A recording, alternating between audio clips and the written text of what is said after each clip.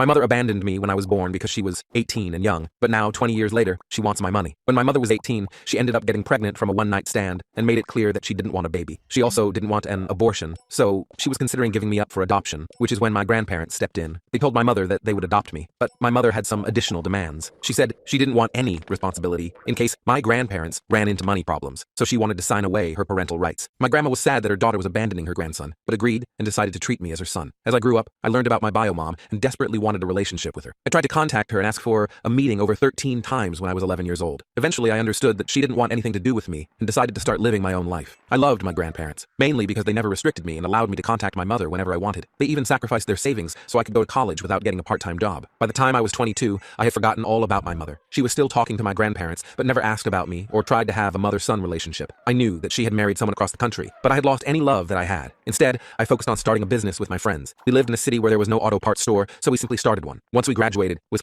Business C, because our business rose.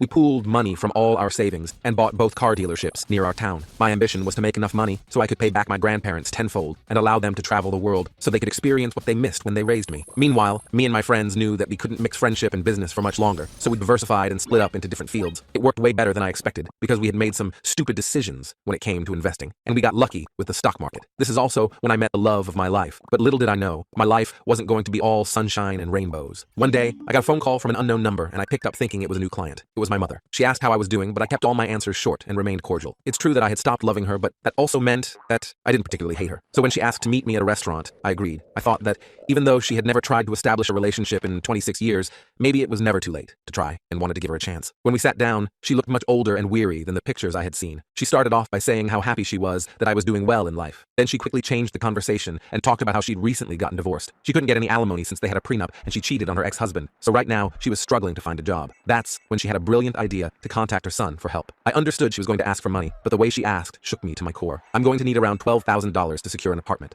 I'll send you my bank details, so make sure to send the money before the weekend. I was baffled and didn't reply for at least a full minute. Then I politely told her that she can't just ask money from a stranger and expect to be paid instantly. She argued that I'm her son and I have a responsibility to help her. But I flat out told her that I stopped being her son the day she signed off her parental rights. I said that if she had regretted the decision when she got older and tried to re-establish contact, I would have been happy to help, but she never did. She started calling me rude and rebellious and went as far as to blame my grandparents for the way they raised me. Last but not least, she threw a glass of water at my face before leaving. Later that day, she still had the audacity to send me her bank details. Now, I didn't just block her because I felt like she needed to learn a lesson. I texted her that I only had cash, but I was willing to give her $15,000 if she drove to a town 4 hours away. She happily agreed, and when she got there, my friend handed her a briefcase full of Monopoly money. She made the mistake of not opening it until she got home and tried calling me, but I had already blocked her.